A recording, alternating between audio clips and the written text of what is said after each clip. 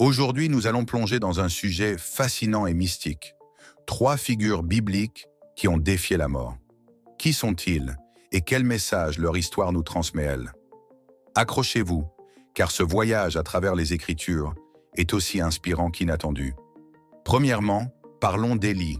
À une époque troublée d'Israël, Dieu a appelé un prophète audacieux, Élie, le Tishbite de Galaad. Imaginez la scène, un pays sous la coupe d'un roi impie, Achab, et une population s'égarant dans l'idolâtrie.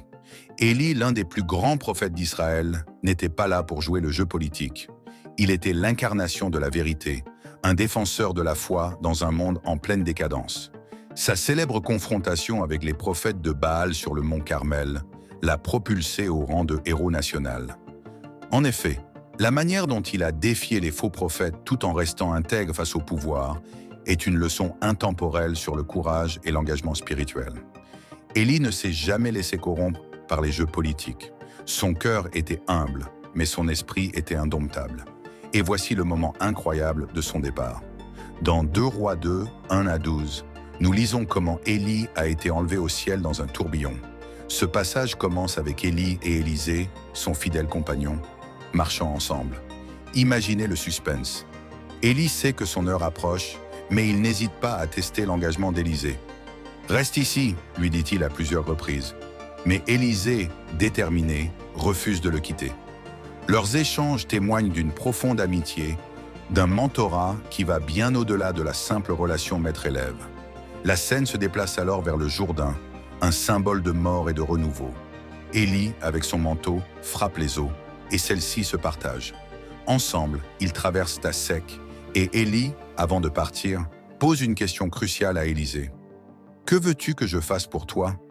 Élisée répond par une demande audacieuse, une double portion de ton esprit.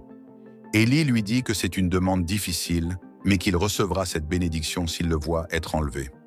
Puis, dans un éclat de lumière et de puissance, un char de feu apparaît, séparant les deux hommes. Élie est élevé au ciel dans un tourbillon, un moment à la fois tragique et glorieux. Élisée, le cœur lourd, déchire ses vêtements en signe de deuil. Mais la transition est immédiate. Il ramasse le manteau d'Élie et, avec une nouvelle autorité, frappe les eaux du Jourdain à son tour. Ce passage est emblématique. Il ne s'agit pas simplement de l'héritage d'un homme, mais de la continuité de la mission divine. Deuxièmement, examinons Hénoch. Hénoch est une figure fascinante et souvent méconnue. Dans Genèse 5, 21 à 24, nous découvrons que, à l'âge de 65 ans, il engendre Méthusélah, le plus vieux personnage de la Bible. Mais ce qui rend Hénoch si remarquable, c'est sa réputation. Hénoch marcha avec Dieu. Dans une époque de dépravation morale, il s'est tenu ferme dans sa foi, annonçant le jugement divin à venir, comme le mentionne Jude dans Jude 14. Hénoch est une bouffée d'air frais au milieu de la monotonie des généalogies. Sa vie n'était pas une simple liste de naissances et de décès. Il nous enseigne que marcher avec Dieu, c'est vivre en communion intime avec lui, même au milieu des tempêtes de la vie. Son départ est aussi mystérieux qu'inspirant. Et il ne fut plus, car Dieu l'avait pris. Une invitation à réfléchir. Que signifie vraiment marcher avec Dieu? Quel type de relation devons-nous développer pour connaître une telle intimité spirituelle? Enfin, nous avons la troisième figure, Jésus. Jésus est bien plus qu'un homme qui a défié la mort.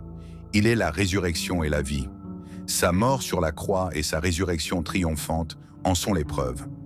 Dans Jean 11h25, il déclare « Je suis la résurrection et la vie ». À travers sa victoire sur la mort, il nous offre une promesse de vie éternelle. Les histoires d'Élie et d'Hénoch nous rappellent que la mort n'est pas la fin. Elles nous encouragent à vivre pleinement, à rechercher la profondeur de notre relation avec Dieu et à nous préparer pour la vie éternelle que Christ nous promet.